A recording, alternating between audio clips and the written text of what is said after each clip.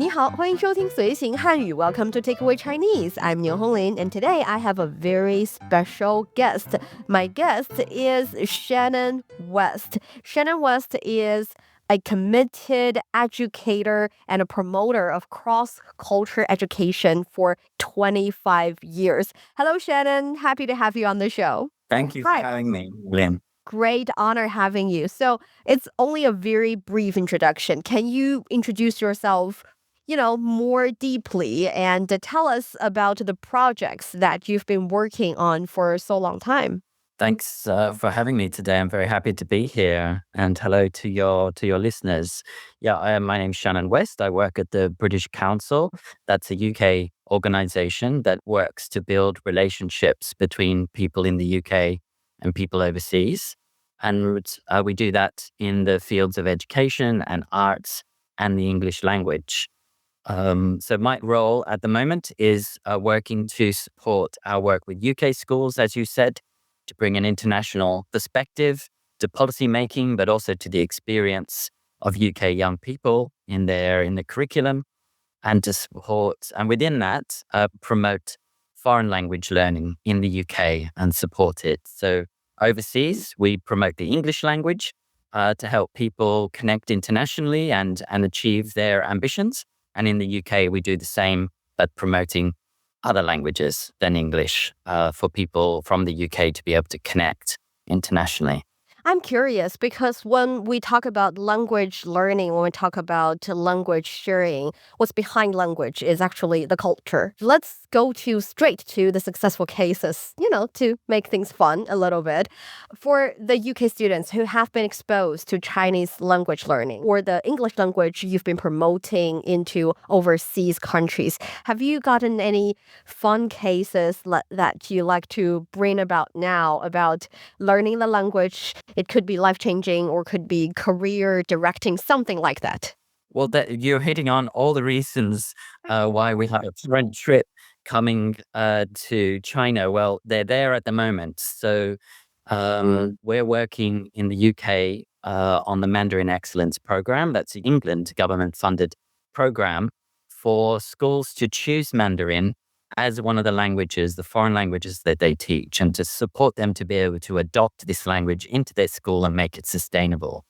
So we have 78 schools working on that program at the moment. We've reached 16,000 students who have been learning Mandarin and perfecting it. And they do that in secondary school from years 7 up to an exam they do in year 10. So for 4 years, they learn 8 hours a week, which is pretty intensive because most foreign languages, they might do 2 or 3 hours a week at most.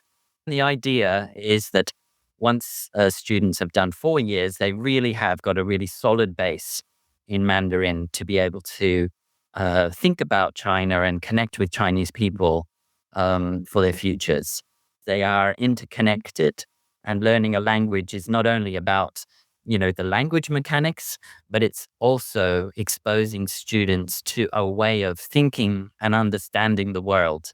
And different languages and different cultures do that differently. And this is really important for international relations. Definitely. And collaborating, more generally internationally. Yes. Are you talking to them? What are their reactions? Have they been posting anything about their trip or telling you how they feel? Or maybe have there been any previous projects where you send them to different places, especially different places here in China? And what were the reactions? So on this program, the students, after 3 years learning, get to come to China. So this is a really intensive opportunity to meet many people who speak Chinese. And it might sound a bit strange, but for some students, it can feel like an academic practice to learn a foreign language. And it's not really until they arrive in the country where that language is spoken does it become real and turn into a communication tool rather than a subject you're studying. And that can be, really motivational for many students to then suddenly realize I've got something that's really valuable and I want to keep studying. But I've just returned from China where I was visiting those students in Beijing and in Shanghai. And I must say, those students are having an absolute ball. They're having a wonderful time. I'm so And excited. yeah, our Chinese hosts are putting on an amazing program with, of course, studying and learning Mandarin, but they're doing cultural events. They're meeting Chinese young people. They're going out and doing, famous tourist activities, whatever that is in their city where they are. When they come back, we know that when they come back with more resilience, more confidence, more motivation to study hard, not only in Mandarin, but in their other subjects and keep going. And also think about how they might incorporate China into their futures. So, how they might include China or Mandarin into their studies or into their careers. And we know this happens.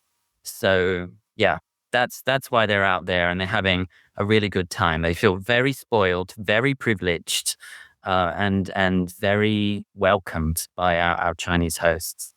I am sure they're having a lot of fun because while we're doing this interview, while we're doing this recording, at the exact time, some of them are in a Chinese university and enjoying performances and also lectures and also very fun activities in the university. And one of those activities is watching a short video series, actually only several episodes of a short video series called Chinese Folk Tales. And it is produced by my colleagues, my very talented colleagues. It's about Chinese folktale stories, but with a little twist, a little flair of the modern day taste. It's a really fun series. There are podcasts, there are short videos, and I heard from a little bird who is interviewing in that university, they're having a lot of fun. So I agree with you. Being exposed to a different language or being exposed through a different language to a different culture is so valuable, especially in the early stage of one's life, because you get to think through a different lens. You get to see the world from a different perspective and realizing how important it is to bring the diversity in your life and also to everybody's life. So I think that is some of the fundamental thing we are happy, like you said, privileged to have in the early stages. But let's go a little back to the basics. So, based on the experience of your students, what are the major challenges UK students meet when they start learning Chinese? Well, there's something even more fundamental about foreign language learning for English speakers. With so many people around the world speaking English, it can feel for young people, well, everyone else speaks English. Why do I need to bother learning this foreign language? So there's already for some children and families, there is a motivational aspect that's missing, an intrinsic motivation to be able to connect with people internationally for English speakers is perhaps a little lower on the scale than other language speakers. So we already had that challenge to get over, that to understand that, yeah, lots of people might speak English, but to learn someone else's language, not only does it expose you to a new way of thinking about the world and different beliefs and different values, as we've already discussed, but it also demonstrates that you're interested in people from other countries and you're willing to put in a bit of effort and the work involved in learning their language to try to meet them halfway. And that effort and demonstrating that to someone really builds trust and builds a relationship fast. And that's what our organization is all about. It's about building trust between people from different countries. And learning someone's language is a wonderful demonstration about how you're willing to do that. Then Chinese in particular, or Mandarin Chinese in particular, for English language speakers, some of the obvious challenges are a whole different system of writing and characters, different ways, different sounds that you need to be able to learn how to pronounce. Um, and I'm not a Mandarin speaker or learner, but I've, watched lessons and heard about the different tones that students need to learn and how that's quite difficult. It's not something in our language. But our English students really revel in the challenge of that and the difficulty that is and overcoming that difficulty. And that experience is really valuable, in building their resilience, failing and trying again, and then mastering something is a really important skill to learn, not only for languages, but other things as well. And then more broadly, it's an opportunity for our students to be able to connect with such an important country for the UK foreign relations. And China is going to be important. Is important. It's going to become more important. So why wouldn't you learn Mandarin, and why wouldn't our country be interested in having more Mandarin speakers to be able to connect with China, to work together with China, and to solve problems that are beyond our borders? You've been to China more than one time. What is your biggest cultural shock? Like something that you didn't expect that would happen, or something that is totally the opposite, or at least very different from your initial impression about China, especially before coming over? I think the thing that it's not a shock really. The thing that surprises me very warmly is how welcome everybody is made to feel. And I have a really good example of this from my time just last week in Kunming, where I visited a local secondary school with the students. And the secondary school, part of the students' visit to China is to understand life in China and understand what Chinese young people experience. So we asked if we could visit a school. So we went to a school for half a day. And I was just amazed by the thought and care and the variety of things that the school that was visiting put on for our students. When we arrived in the buses, there was a band playing. There was a group of children standing there with signs with the name of our students there. So when our students got off the bus, they knew who to partner with because there was someone waiting there with their name on a card that everybody could see. And then they played games, they Right. watched dances, they joined in dances, they learned to play Chinese instruments, they learned about calligraphy, about rubbing pictures, and about making stamps. And then they had lunch together and exchanged social media accounts, and they were having a great time. And that it's not a shock, but it surprises me how warmly and how thoughtful Chinese people are in welcoming us. It shouldn't be a surprise, but I don't mean it in a negative way. I mean, it's a really positive surprise just how much effort people have gone to make us feel welcome and expose us to your rich culture and help us learn. That's the thing. When it comes to, we have a saying in Chinese, 有朋自远方来，不亦乐乎. Having friends coming from afar makes us really, really happy. And as a really, I would say in old days, relatively subtle kind of country, modest and do not want to express our feelings. Nowadays, especially the younger generation, are more passionate. They're happier. They're more prone to express their feelings in different ways. And especially when it comes to a group of friends from another country so far away from China coming over. Definitely, we are very happy and we do putting a lot of effort doing these things. And it happens in a lot of occasions as well. And especially when we get to show off a little bit of the fun part of Chinese culture and teach you one thing or another from different aspects. It's definitely something Chinese people would like to do. So I'm very happy that you enjoyed it. So, also, you talked about you believe that it is important for people to be exposed to another culture, another language. And I believe that's one of your motivations to work in the cross cultural exchange. But is there any other thing that you think are important to mention that has been keeping you or keeping your passion in this area for so long time? I mean, 25 years, that's a really long time. Yeah. My first experience of something like that was when I grew up in Australia. You might hear it a little bit in my accent. But in the edge of Melbourne, in a small little suburb, And my first international experience was being an exchange student in France for 3 months when I was 16. And that was pivotal in shifting my perspectives and thinking about an international career, wanting to live and work in foreign languages.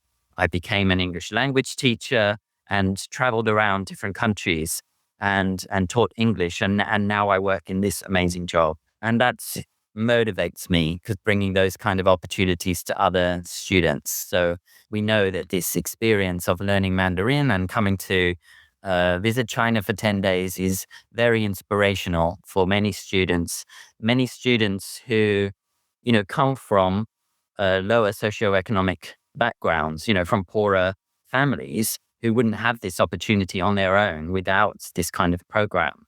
And for those young people in particular, they might not have international in their sights, in their thoughts about what they could do. But we know a trip like this, being hosted in a university, makes them think, oh, I could actually come and study here.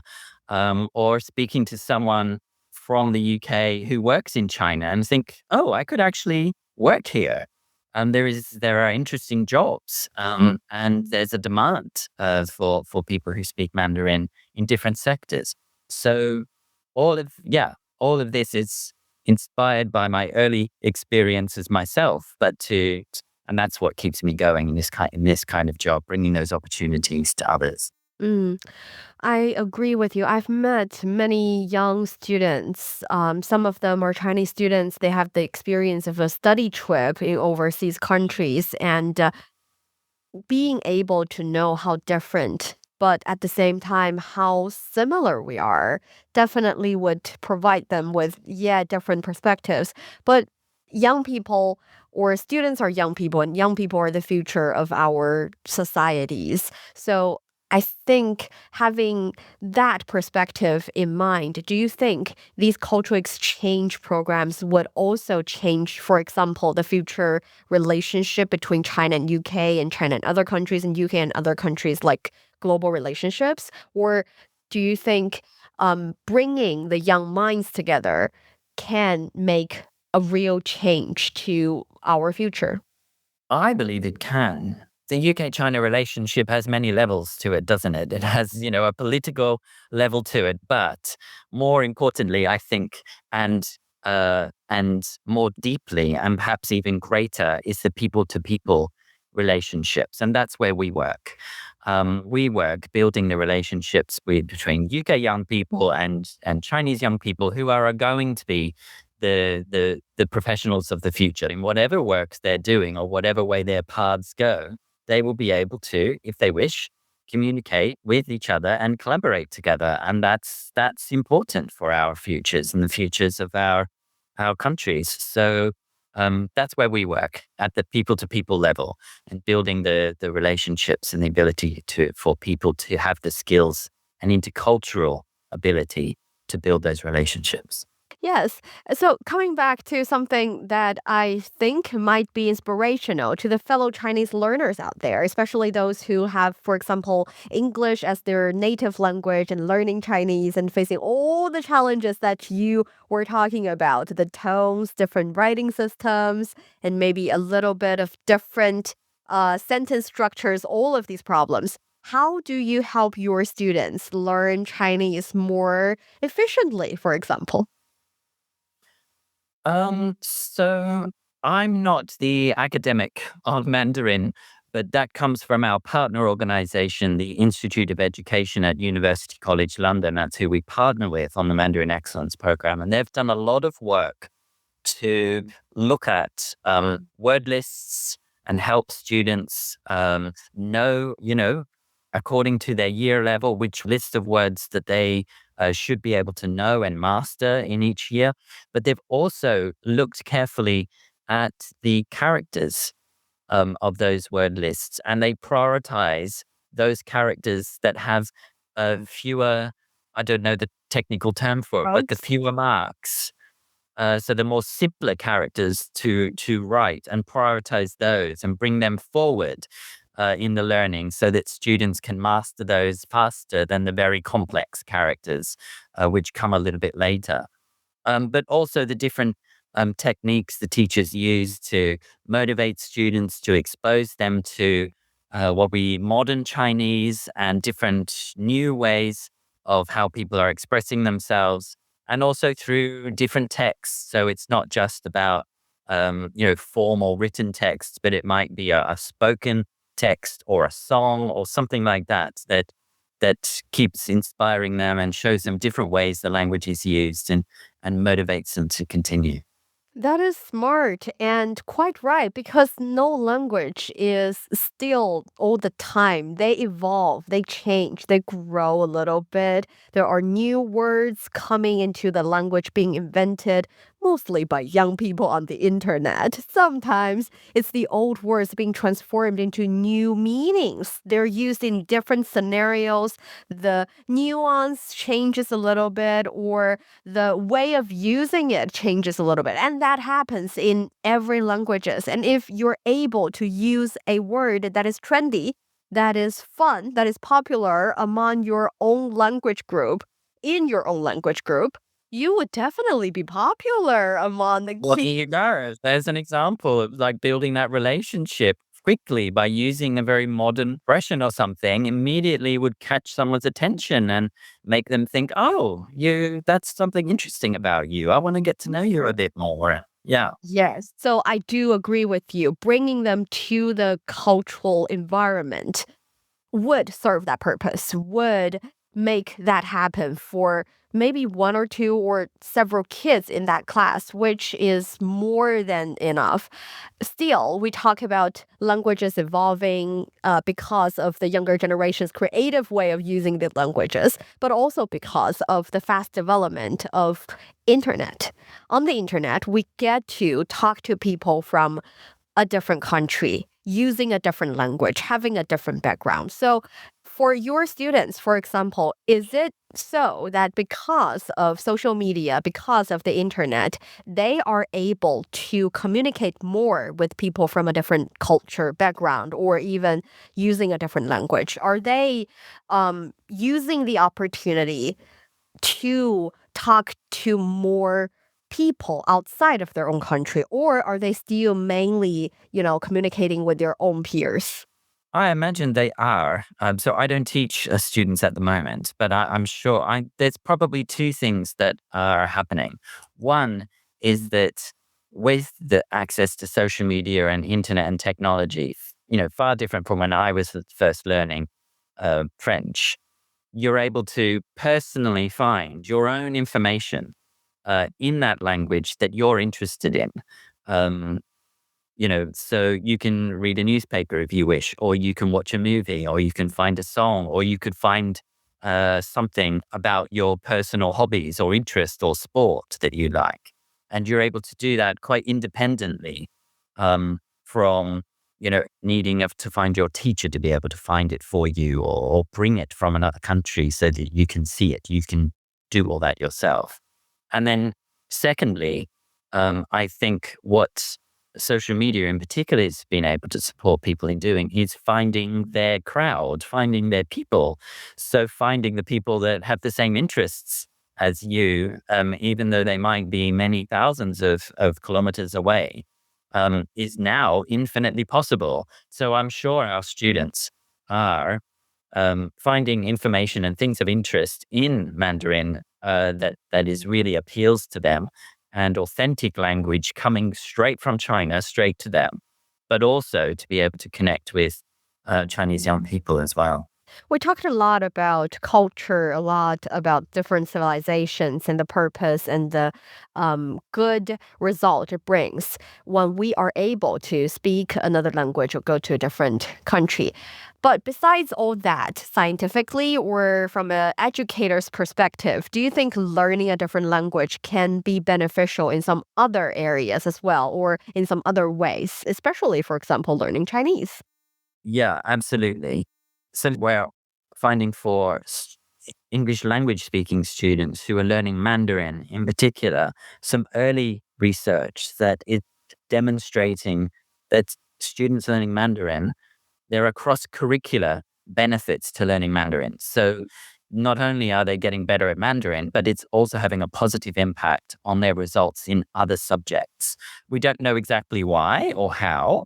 It might be something about being exposed to such a different language, a different way of constructing thoughts and ideas, and maybe characters and things like that, rather than letters, that is having a positive impact on other subjects. So we're going to be studying that more to understand how and why that's happening. So there are particular wider benefits to learning Mandarin for English speakers, sure. Thank you. I think that has been a very interesting conversation, and I've learned a lot about the program you're doing and also the students, and definitely some fresh firsthand information about the benefit of learning a different language and being exposed to a different culture. And I am confident to say that the listeners of Takeaway Chinese are all strong supporters of that theory. We all believe in the power of cross-culture education. So thank you, Shannon. And also thank you so much for those of you who have spent this episode of Takeaway Chinese with us. Find us wherever you listen to your favorite podcast. Just search for Takeaway Chinese. Don't forget to leave your questions, comments, and ratings. 感谢收听. It's me, Niu Honglin, with Shannon West, joining us on the line. Thank you so much. We'll see you next time. Thank you.